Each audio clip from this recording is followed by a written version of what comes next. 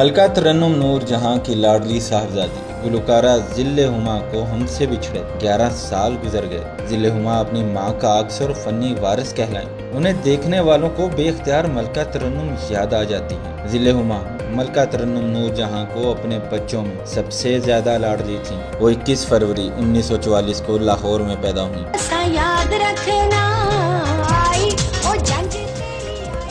ان سے بڑے 2 بھائی تھے، لیکن ملکہ ترنم کی آنکھ کا تارا ذل ہما تھی۔ ذل ہما کو گائیکی کا شوق تو بچپن سے ہی تھا، لیکن والدہ نے کم عمری میں گانے کی اجازت نہ دی۔ ذل ہما نے اپنا یہ شوق 1990 میں پورا کیا اور استاد غلام محمد کی شاگردی اختیار کی۔